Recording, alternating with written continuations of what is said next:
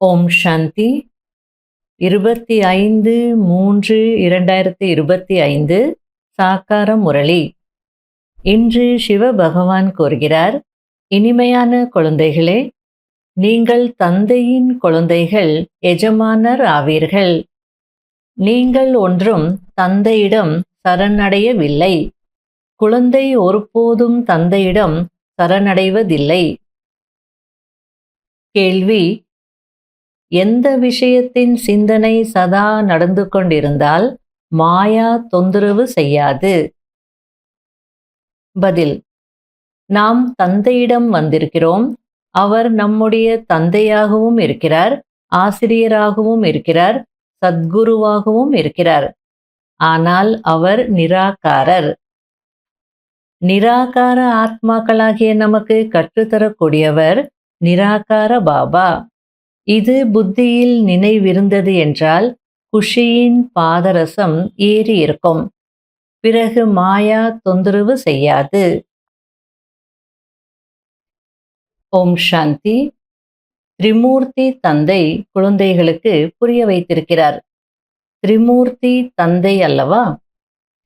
மூவரையும் படைப்பவர் அனைவரின் தந்தை ஆவார். ஏனென்றால் உயர்ந்ததிலும் உயர்ந்தவர் அந்த தந்தைதான்.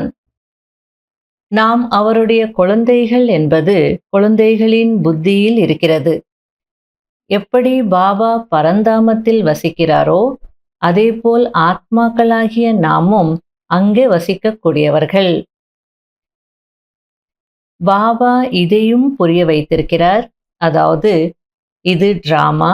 இங்கு என்ன நடக்கிறதோ அவை அனைத்தும் டிராமாவில் ஒரு முறைதான் நடக்கிறது. பாபாவும் ஒரே ஒரு முறைதான் படிப்பு சொல்லி தருவதற்காக வருகிறார். நீங்கள் ஒன்றும் சரணாகதி அடைவதில்லை. நான் உங்களிடம் சரணடைந்து விட்டேன் என்று சொல்வது இது பக்தி மார்க்கத்தின் வார்த்தையாகும். குழந்தை எப்போதாவது தந்தையிடம் சரணடையுமா என்ன? குழந்தைகள் எஜமானர்கள் அல்லவா? எனவே குழந்தைகளாகிய நீங்கள் தந்தையிடம் சரணடையவில்லை. நீங்கள் தந்தையின் ஆஸ்திக்கு எஜமானர்கள். தந்தை உங்களை தன்னுடையவராக ஆக்கிக் கொண்டார். குழந்தைகள் தந்தையை தன்னுடையவராக ஆக்கிக் கொண்டீர்கள். அவ்வளோதான். மற்றபடி இங்க சரணடைகிறதுக்கு என்ன இருக்கு? ஆகையால நீங்க ஒன்றும் சரணடையல, தந்தையை தன்னுடையவராக ஆக்கிக் கொண்டீர்கள். அவ்வளோதான். இப்பொழுது நீங்கள் பாபாவிடம் அமர்ந்திருக்கிறீர்கள். எனவே பாபா மற்றும் ஆஸ்தியின் நினைவு வருகிறது. குறிக்கோள் புத்தியில் இருக்கிறதல்லவா?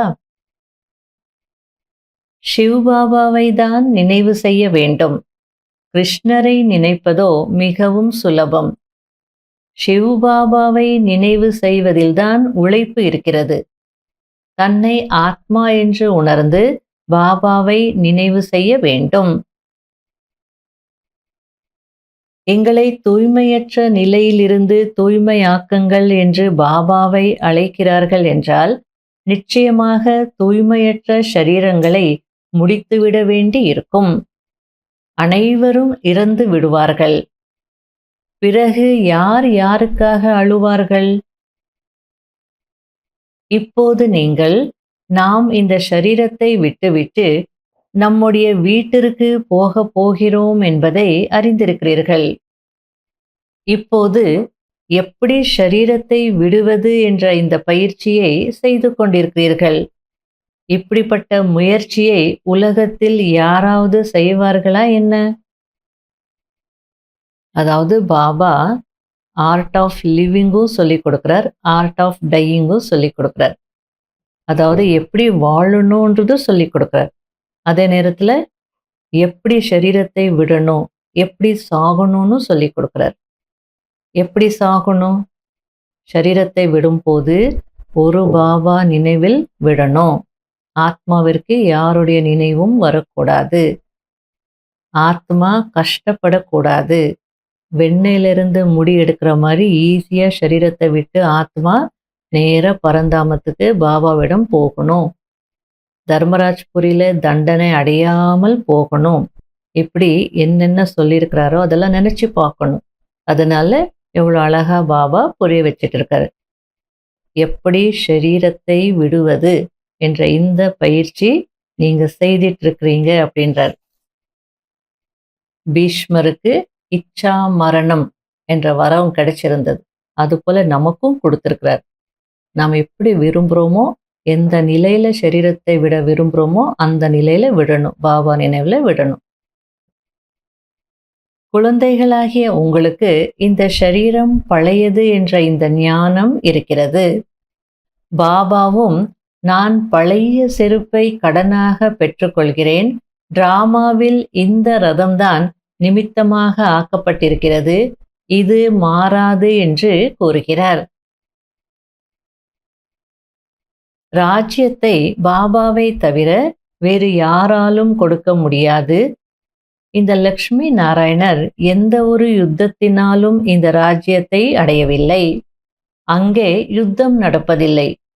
இங்கோ எவ்வளவு சண்டை போட்டுக் கொள்கிறார்கள், எவ்வளவு ஏராளமான மனிதர்கள் இருக்கிறார்கள். நாம் பாபாவிடமிருந்து தாதா மூலமாக ஆஸ்தியை அடைந்து கொண்டிருக்கிறோம் என்று இப்போது குழந்தைகளாகிய உங்கள் மனதில் வர வேண்டும். தந்தை கூறுகிறார், என்னை மட்டுமே நினைவு செய்யுங்கள். நான் யாருக்குள் பிரவேசமாகிறேனோ அவரையும் நினைவு செய்யுங்கள் என்று அப்படி சொல்வதில்லை. என்னை மட்டுமே நினைவு செய்யுங்கள் என்றுதான் கூறுகிறார். அடுத்தது பாபா சேவைக்கான பாயிண்ட் கொடுக்கிறார். தந்தை வந்திருக்கிறார், அவரிடமிருந்து இந்த ஆஸ்தியை அடையுங்கள் என்று இந்த செய்தியை அனைவருக்கும் கொடுக்க வேண்டும். கடைசியில் செய்தித்தாள்களிலும் இந்த செய்தியை போடுவார்கள். கடைசியில் அனைவரும், அஹோ பிரபு, உங்கள் லீலையே லீலைதான். நீங்கள்தான் அனைவருக்கும் சத்கதி அளிக்கிறீர்கள், துக்கத்திலிருந்து விடுவித்து அனைவரையும் சாந்திதாமத்திற்கு அழைத்து செல்கிறீர்கள் என்று சொல்வார்கள் என்பதை நீங்கள் அறிவீர்கள்.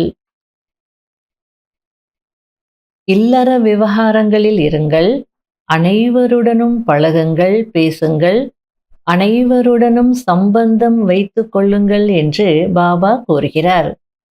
தானம் வீட்டிலிருந்து தொடங்க வேண்டும். சம்பந்தமே வைத்துக் கொள்ளவில்லை என்றால் அவர்களை எப்படி உயர்த்த முடியும்? இரண்டு பக்கமும் உறவை கட்டி காக்க வேண்டும். பாபாவிடம், பாபா, திருமணத்திற்கு செல்லலாமா என்று கேட்கிறார்கள். அதற்கு பாபா, ஏன் செல்லக்கூடாது, தாராளமாக செல்லுங்கள் என்று கூறுகிறார். மற்றபடி காமம் மகா எதிரி, அதன் மீது வெற்றி அடைகிறீர்கள் என்றால் உலகத்தை வென்றவர் ஆகுவீர்கள் என்று பாபா கூறுகிறார். ஆகையால இல்லறத்துல இருக்கிறவங்க எல்லாரோடும் நல்ல கனெக்ஷன் வச்சிருக்கணும். சில நேரங்கள்ல கேட்பாங்க, பாபா இந்த திருமணத்திற்கு எல்லாமே போகலாமா அப்படின்னு. இல்லறத்துல இருக்கிறவங்களுக்கு பாபா ஓகேன்னு சொல்லுவாங்க. ஏன் போகக்கூடாது, போங்க. நீங்க போகலைன்னா, சம்பந்தமே இல்லைன்னா எப்படி அவங்கள உயர்த்த முடியும்? போங்க, சேவை நடக்கும் அப்படிலாம் சொல்வார். குமார் குமாரி அப்படின்னா தான் வேண்டான்னு சொல்லுவாங்க. மற்றபடி இல்லறத்துல இருக்கிறாங்க அப்படின்னா நீங்க போகலாம் அப்படின்றார். நான் ஒன்றும் திருமணத்திற்கு போகக்கூடாதுன்னு சொல்லலை. ஆனா காமவிகாரம் பரம எதிரி, அதன் மீது வெற்றி அடையணும் அப்படின்னு தான் நான் சொல்வேன்றார். இங்குள்ள எந்த ஒரு பொருளிலும் சாரம் இல்லை. சத்யுகத்தின் பழங்கள் பூக்கள் எங்கே, இங்கே உள்ளவை எங்கே? அங்கே ஒருபோதும் புளிப்பான நாற்றம் வீசும் பொருட்கள் இருப்பதில்லை. இந்த சிங்கப்பூர், மலேசியா பக்கம் ஒரு ஃப்ரூட் இருக்கு, துரியான் அப்படின்னு சொல்லுவாங்க. பார்க்கறதுக்கு நம்முடைய பலாப்பழம் போல இருக்கும். ஆனால் அது ஒரு மாதிரி கெட்ட ஸ்மெல் வரும். பழம் நல்லது தான், ஆனால் பயங்கரமான ஒரு நாற்றம் வரும். அதனால நிர்மலா தீதி யாரும் சென்டருக்குள்ள அந்த பழத்தை கொண்டு வரக்கூடாதுன்னே சொல்லியிருக்கிறாங்க. ஏன்னா அந்த அட்மாஸ்பியரை கெடுத்துடும். இந்த முள்ளங்கியெல்லாம் கூட பாபா ஏன் வேண்டான்னு சொல்றாரு அப்படின்னா, அது வேகும் போதே ஒரு மாதிரி நாற்றம் வீசும். இப்போ வாயுமண்டலத்தில் பரவும் இல்லையா? எப்போவுமே வாயுமண்டலம் சுத்தமாக இருக்கணும், எந்த நாற்றமும் இருக்கக்கூடாது, நல்லா இருக்கணுன்றதுக்காக சிலதெல்லாம் வேண்டான்னு சொல்லியிருக்காங்க. அடுத்தது சிவபாபா கேட்கிறார், நான் சத்யுகத்தை பார்க்கிறேனா? ஷரீரத்தின் மூலம்தான் பார்க்கப்படுகிறது. எனக்கு ஷரீரமே இல்லை என்னும் போது எப்படி பார்ப்பேன்? இங்கே குழந்தைகளாகிய உங்களோடு பேசுகிறேன், பார்க்கிறேன். இது முழுவதும் பழைய உலகம். ஷரீரம் இல்லாமலோ எதையும் பார்க்க முடியாது. பாபா கூறுகிறார், நான் தூய்மையற்ற உலகத்தில் தூய்மையற்ற ஷரீரத்தில் உங்களை தூய்மையாக்குகிறேன். நான் சொர்க்கத்தை பார்ப்பதும் கூட இல்லை. யாருடைய ஷரீரத்தின் மூலமாவது மறைந்திருந்து பார்த்துவிட்டு வருவேன் என்பது கிடையாது. அப்படிப்பட்ட பார்த்தே இல்லை. சொர்க்கத்தை பற்றி அவ்வளோ சொல்றார். சொர்க்கத்தை உருவாக்கக்கூடிய தந்தை என்றார். ஆனா என்ன சொல்றார்? நான் சொர்க்கத்தை பார்க்க கூட மாட்டேன் அப்படின்றார். எனக்கு பார்த்தே இல்லை அப்படின்றார். எனவே இப்போது இந்த பழைய உலகத்தின் மீது மனதை ஈடுபடுத்த கூடாது. பாபா கூறுகிறார், எவ்வளவு தூய்மையாகிறீர்களோ அவ்வளவு உயர்ந்த பதவி கிடைக்கும். அனைத்தும் நினைவு யாத்திரையின் பந்தயமாகும். இனிமையிலும் இனிமையான தேடி கண்டெடுக்கப்பட்ட செல்ல குழந்தைகளுக்கு மாத்பிதா பாப் தாதாவின் அன்பு நினைவுகள் மற்றும் குட் மார்னிங். ஆன்மீக குழந்தைகளுக்கு ஆன்மீக தந்தையின் நமஸ்காரம். கடைபிடிக்க வேண்டிய முக்கியமான சாராம்சம். முதல் பாயிண்ட், சினிமா நரகத்திற்கு செல்வதற்கான வழியாக இருக்கிறது. ஆகையால் சினிமாவை பார்க்க கூடாது. நினைவு யாத்திரையின் மூலம் தூய்மையாகி உயர்ந்த பதவி அடைய வேண்டும். இந்த பழைய உலகத்தின் மீது மனதை ஈடுபடுத்த கூடாது. இரண்டாவது பாயிண்ட், மனம் சொல் செயலால் யாருக்கும் துக்கம் கொடுக்க கூடாது. அனைவரின் காதுகளிலும் இனிமையிலும் இனிமையான விஷயங்களை சொல்ல வேண்டும். அனைவருக்கும் பாபாவின் நினைவை ஏற்படுத்த வேண்டும். புத்தி யோகத்தை ஒரு பாபாவிடம் இணைய வைக்க வேண்டும். வரதானம், நினைவு என்ற சுவிட்சை ஆன் செய்து ஒரு நொடியில் அஷரீரி நிலையை அனுபவம் செய்யக்கூடிய அன்பு புத்தியுடையவர் ஆகுங்கள். எங்கு பிரபுவின் அன்பு இருக்கிறதோ அங்கு அஷரீரி ஆகுவது ஒரு நொடியின் விளையாட்டிற்கு சமமாக இருக்கும். எப்படி சுவிட்ச் ஆன் செய்த உடனேயே இருள் நீங்கி விடுகிறது, அதேபோல் அன்பு புத்தி உடையவராகி நினைவு என்ற சுவிட்சை ஆன் செய்தீர்கள் என்றால் தேகம் மற்றும் தேக உலகத்தின் நினைவு என்ற சுவிட்ச் ஆஃப் ஆகிவிடும். இது ஒரு நொடியின் விளையாட்டாகும்.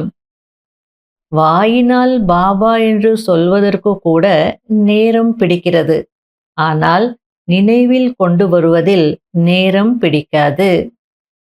இந்த பாபா என்ற வார்த்தைதான் பழைய உலகத்தை மறப்பதற்கான ஆன்மீக அணுகுண்டாக இருக்கிறது. ஸ்லோகன், தேக உணர்வு என்ற மண்ணின் சுமையிலிருந்து அப்பாற்பட்டு இருங்கள். அப்போது டபுள் லைட் ஃபரிஷ்தா ஆகி விடுவீர்கள். அவ்யக்த சமிகை. சத்தியத்தை பகுத்தறிவது என்பது எண்ணம், சொல், செயல், சம்பந்தம், தொடர்பு அனைத்திலும் தெய்வீக தன்மையின் அனுபவம் ஏற்படுவது. அதாவது இவங்க சத்தியமாக இருக்கிறாங்களா அப்படின்னு எப்படி கண்டுபிடிப்பது? அதை நீங்க பகுத்தறியணும் அப்படின்னா எண்ணம், சொல், செயல், சம்பந்தம், தொடர்பு அனைத்திலும் தெய்வீக தன்மை அனுபவமாகணும். ஒரு சிலர் நானோ எப்பொழுதுமே உண்மையை தான் பேசுகிறேன் என்பார்கள். ஆனால் பேச்சு அல்லது செயலில் ஒருவேளை தெய்வீக தன்மை இல்லை என்றால் உங்களுடைய உண்மை மற்றவர்களுக்கு உண்மை என்று தோன்றாது. எனவே சத்தியத்தின் சக்தி மூலமாக தெய்வீக தன்மையை தாரணை செய்யுங்கள். என்ன சகித்து கொள்ள வேண்டி இருந்தாலும் பயப்படாதீர்கள். சத்தியம் நேரம் வரும்போது தானாகவே நிரூபிக்கப்பட்டு விடும். அதனால நீங்க பொறுத்துக்கணும்னா எதை பொறுத்துக்கணும்னாலும் பொறுத்துக்கணும். பொறுமையா இருந்தீங்கன்னா அந்த நேரம் வரும்போது அந்த உண்மை தானாகவே நிரூபணம் ஆயிடும் அப்படின்றார். ஓம் சாந்தி.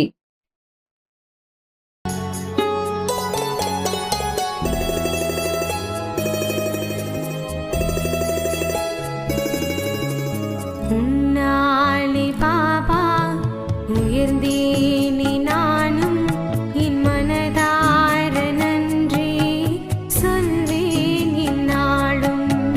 உன்னாலே பாபா உயர்ந்தேனே நானும் என் மனதார நன்றி சொல்வேன் என்னாலும். தாய்க்கெல்லாம் தாயே நானும் தன் சேயே, தாய்க்கெல்லாம் தாயே நானும் தன் சேயே. உன்னால் எல்லாமே அடைந்தேன் அடைந்தேன். உன்னாலே பாபா உயர்ந்தேனே நானும் என் மனதார நன்றி சொல்வேன் என்னாலும்.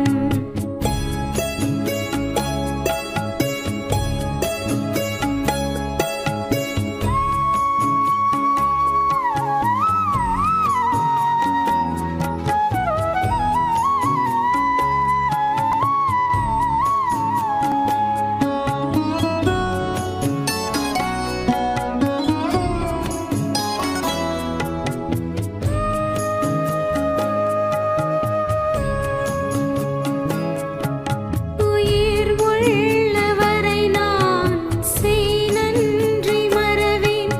உயிர் பிரிந்த பின்னும் உனை பிரிய மாட்டேன். காலங்கள் மாறும் அதன் காட்சிகள் மாறும். எது மாறும் போதும் நான் மாற மாட்டேன். உன் புகழை பாட உடல் நானும் எடுத்தேன். நீ செய்த உதவியை ஒரு நாளும் மறவேன். தாய்க்கெல்லாம் தாயே நானும் தன் சேயே. உன்னாலே எல்லாமே அடைந்தேன் அடைந்தேன். உன்னாலே பாபா உயர்ந்தேனே நானும் என் மனதார நன்றி சொல்வேன் என்னாலும்.